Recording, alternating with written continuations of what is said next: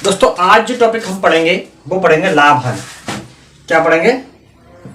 लाभ और हानि। ठीक है, लाभ और हानि की बात कर लेते हैं। लाभ कब होता है और हानि कब होती है? कोई व्यापार करते हैं और व्यापार करते समय हम कुछ लेन देन करते हैं, उस समय लाभ होता है और उसी समय हानि होती है। हम कोई चीज खरीदते हैं, खरीदने के बाद यदि हम उसको ज्यादा रुपए लेकर के बेच देते हैं तब हमें लाभ होता है, और कम रुपए लेकर के बेचते हैं तब हमें हानि होती है। और हमेशा लाभ होगा और हानि होगी तो वो हमेशा क्रय मूल्य पर होगी। विक्रय मूल्य पर कभी ना लाभ होता है और ना ही कभी हानि होती है, ये मान लीजिए। आज हम लाभ और हानि पढ़ रहे हैं और इसको हम बेसिक से ही पढ़ेंगे। आगे की वीडियो अपने चैनल के माध्यम से लाऊंगा। चैनल को सब्सक्राइब कर लें और बेल आइकन को प्रेस कर दें। तो सबसे पहला टॉपिक है हमारा, वो हम जान लेते हैं, वो हमारा क्रय मूल्य का है। क्रय मूल्य क्या होता है ये जान लीजिए। क्रय मूल्य के बारे में बात करते हैं तो ये वह मूल्य होता है जिस मूल्य पर हम कोई चीज खरीदते हैं। पेन मैंने 20 रुपए का खरीदा, ये मेरे लिए क्रय मूल्य है। ठीक है, तो क्रय मूल्य कौन सा मूल्य होता है? ये वह मूल्य होता है जिस मूल्य पर हम कोई चीज खरीदते हैं। दूसरी बात करते हैं, दूसरा जो हमारा टॉपिक है वो है हमारा विक्रय मूल्य। कौन सा मूल्य है? विक्रय मूल्य। ठीक है, इसके बारे में बात करते हैं। ये जो मूल्य होता है ये वह मूल्य होता है जिस मूल्य पर हम कोई चीज बेचते हैं। ठीक है, समझ रहे हो? मेरे पास कोई चीज थी और वो चीज मैंने खरीदी और खरीदने के बाद मैंने दूसरे को बेच दी, तो वो मेरा विक्रय मूल्य होगा। और विक्रय मूल्य कई तरह से होता है, कभी लाभ के रूप में होता है, कभी हानि के रूप में होता है, और ना कभी लाभ ना होता है, ना कभी हानि होती है। इस प्रकार से भी होता है। विक्रय मूल्य की बात करें हम तो विक्रय मूल्य कैसे कैसे हम ज्ञात करते हैं ये देख लीजिए। पहला जो विक्रय मूल्य होता है वो होता है हमारा क्रय मूल्य और प्लस का लाभ। दूसरा जो विक्रय मूल्य होता है हमारा वो होता है हमारा क्रय मूल्य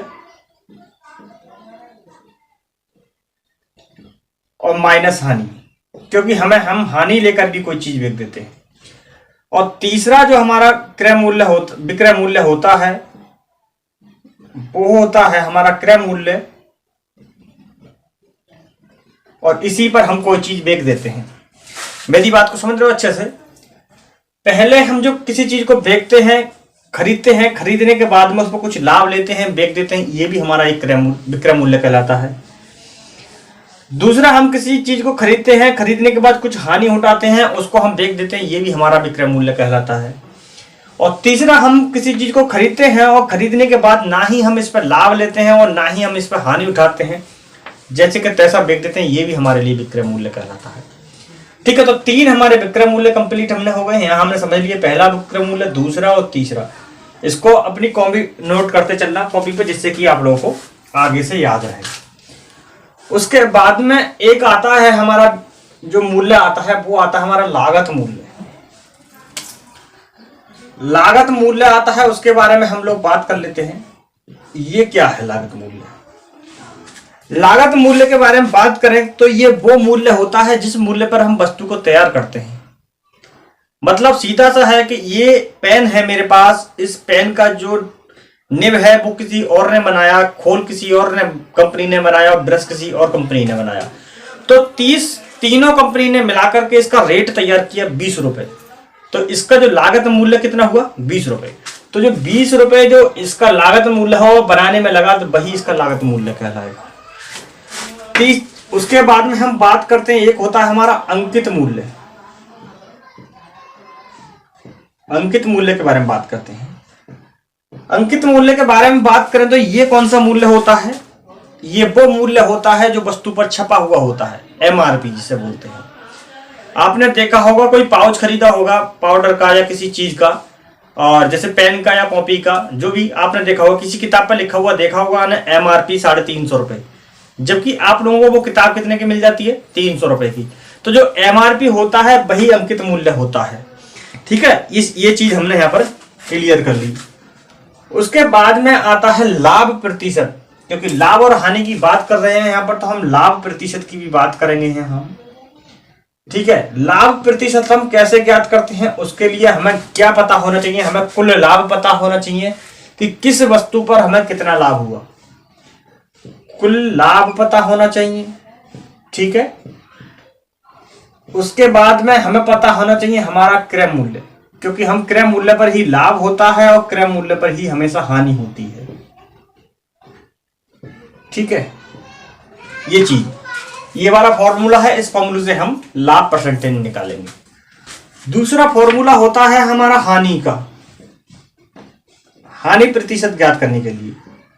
तो इसमें भी हमें कुल हानि ज्ञात होनी चाहिए, क्योंकि कितनी हमें हानि हुई है,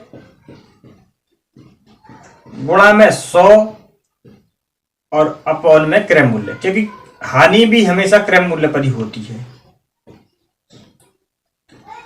ठीक है, अब इसके बाद में हमें आता है निकालने के लिए विक्रय मूल्य हम कैसे निकालते हैं। अब तक हमने जाना था कि विक्रय मूल्य कितने प्रकार के होते हैं, कैसे कैसे होते हैं। अब हम जानेंगे कि विक्रय मूल्य हम निकालते कैसे हैं, क्या जरूरत पड़ती है हमें विक्रय मूल्य निकालने की, किसकी चीज की जरूरत पड़ती है विक्रय मूल्य की, हम बात कर लेते हैं।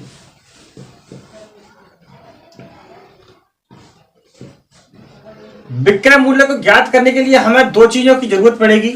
एक तो जरूरत पड़ेगी हमें लाभ पता, हानि पता होना चाहिए, और लाभ पता होना चाहिए, लाभ पता होना चाहिए, और दूसरा हमें हानि पता होना चाहिए।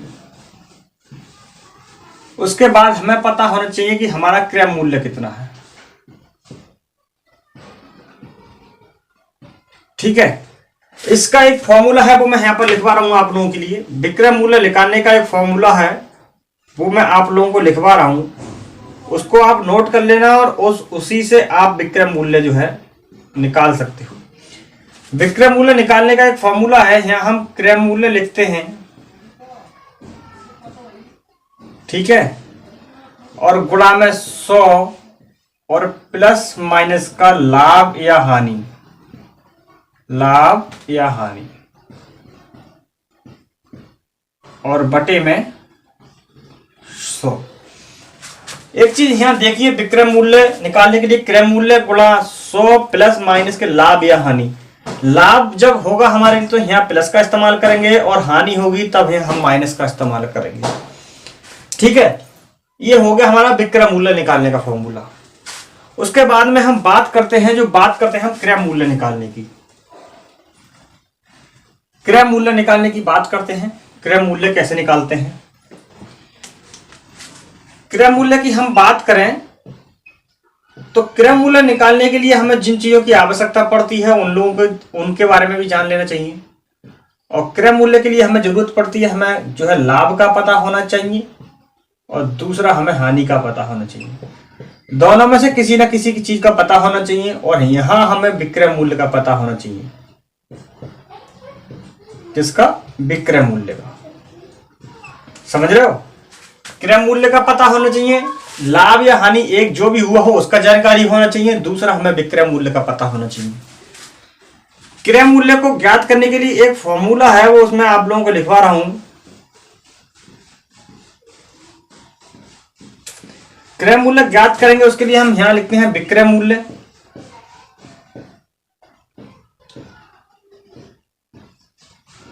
ठीक है, और गुणा में 100 और बटे में 100 प्लस माइनस का, जहां ये लाभ होता है, लाभ या हानि, लाभ होता है कभी हानि होती है।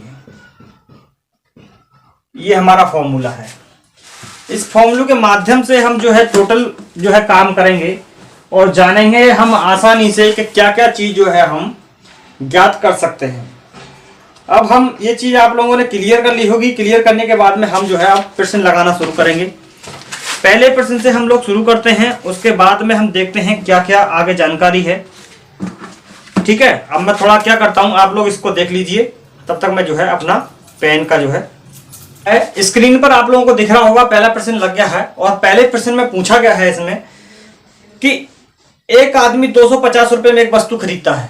कितने में? 250 रुपए में खरीद रहा है, और उसने कहा है कि 300 रुपए में बेच देता है।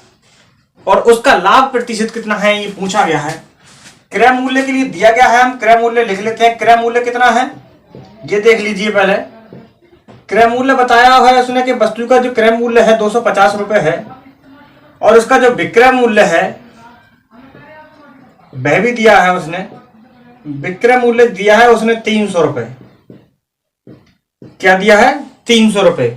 अभी करा है उसका लाभ प्रतिशत ज्ञात करना है। क्या ज्ञात करना है? लाभ प्रतिशत ज्ञात करना है। इस चीज में कोई बारे में पूछा गया है।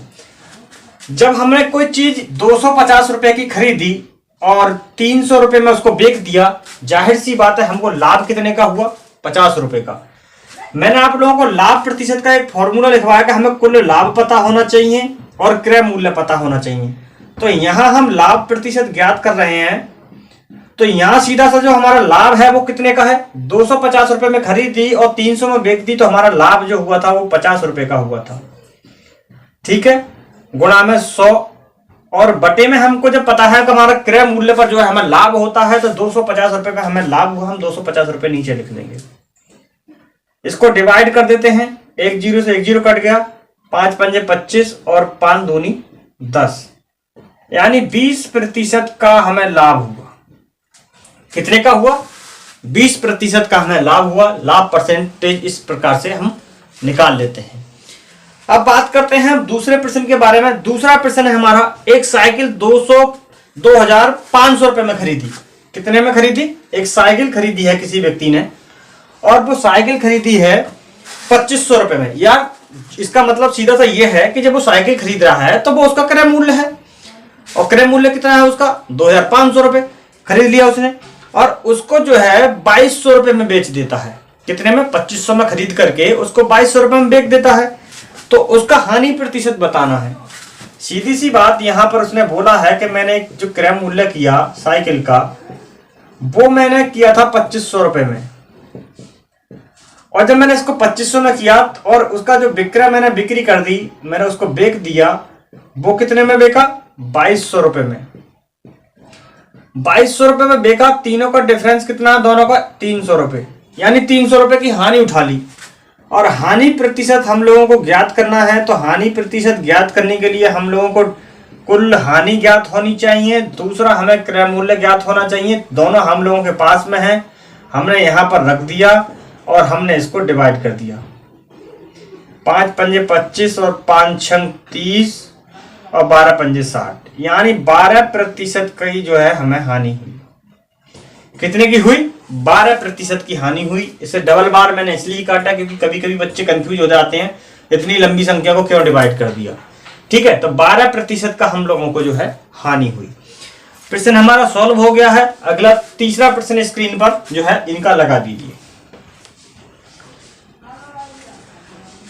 तीसरे प्रश्न के बारे में बात कर लेते हैं। इसमें लिखा है, मोहन 4800 रुपए में एक पुराना स्कूटर खरीदता है। मोहन ने एक पुराना स्कूटर खरीदा। कितने में? 4800 रुपए में। और इसकी मरम्मत पे भी इसने खर्चा कर दिया। कितना? 1200 रुपए इसने मरम्मत पर खर्च किया है। और यदि इस स्कूटर को 7200 रुपए में 7200 रुपए में बेचता है तो उसका लाभ प्रतिशत ज्ञात करना है। तो उसने जो स्कूटर था उसका क्रय मूल्य कितना था? वो था सीधे सीधे उसने कहा है कि 4800 रुपए, और उसकी मरम्मत पे भी खर्च किया। मरम्मत पे उसने 1200 रुपये खर्च किए। एक चीज बताइए, जब मैंने आपसे कहा था कि कोई लागत मूल्य जब आ जाता है और वस्तु को तैयार करने में जो लगता है उसे हम लागत मूल्य बोलते हैं, ये भी खर्च किया और मरम्मत भी कराई, तभी तो उसकी मोटरसाइकिल तैयार हुई, उसका स्कूटर जो था तभी तो तैयार हुआ। तो यहाँ 4800, यहाँ 1200, यानी कुल मिलाकर के 6000 रुपए में उसका स्कूटर को उसके चलाने लायक हुआ। यानी जो लागत मूल्य हुआ वो हमारा हुआ 6000 रुपए। उसके बारे में बाद में बात आती है। उसने कहा था कि जो उसने स्कूटर को बाद में जो बेच दिया, उसका जो विक्रय मूल्य हुआ स्कूटर का, उसने उसको 7200 रुपए में बेच दिया। कितने में? 7200 रुपए में बेच दिया। 6000 का उसको मरम्मत करा करके तैयार करवाया, 7200 रुपए में बेच दिया, यानी उसने 1200 रुपए की उस पर लाभ कमा लिया।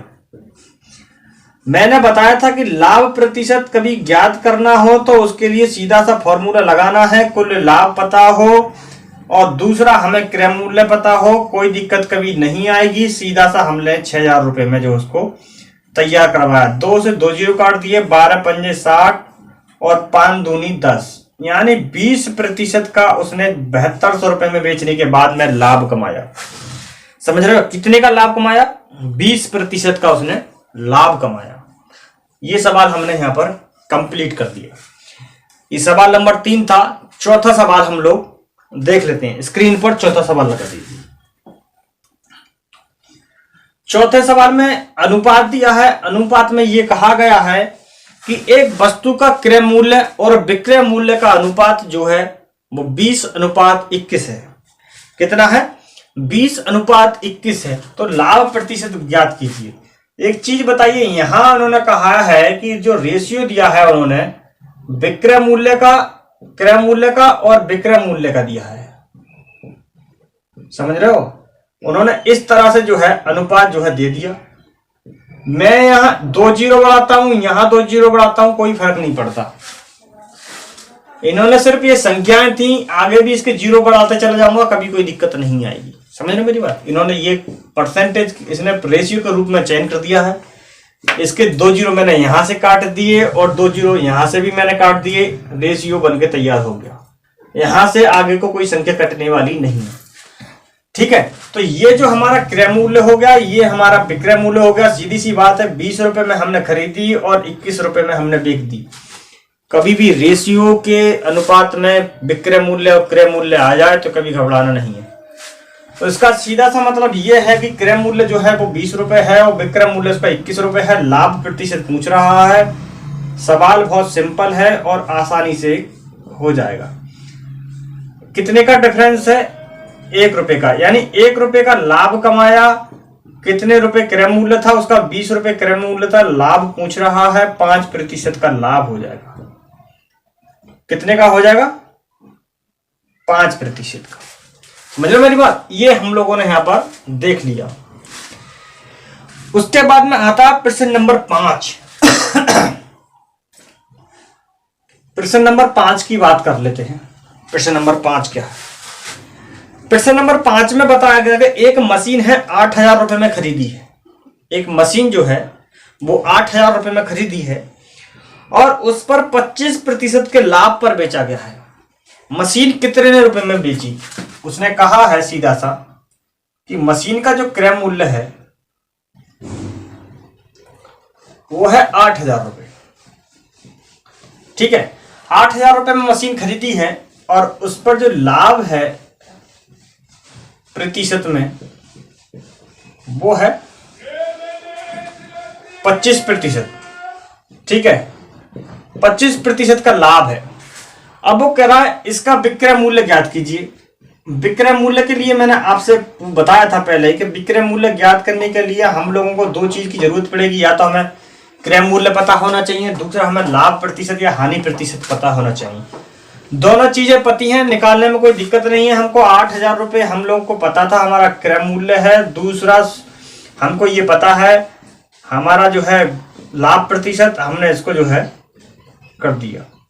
ठीक है, 25 पंजे 125 और 25 चौक 100 और 4 दूनी 8। ठीक है, और 5 दूनी 10। 10,000 रुपए में जो है हमने जो है उसको बेचा। क्या हुआ? 10,000 रुपए में हमारा जो था वो विक्रय मूल्य निकल के हम लोगों को आ गया। एक मशीन का जो विक्रय मूल्य है वो हमारा 10,000 रुपए है। समझ रहे बात के लिए? ये हमारा आज का जो है बेसिक स्ट्रक्चर था। हमने देखा, समझा, आराम से इसको करा। आगे से जो हम करेंगे कल से, इसके आने वाले क्वेश्चंस हैं जो लाभ एंड हानि के हैं, वो हम टोटल कंप्लीटली धीरे धीरे करेंगे, पूरा चैप्टर करेंगे।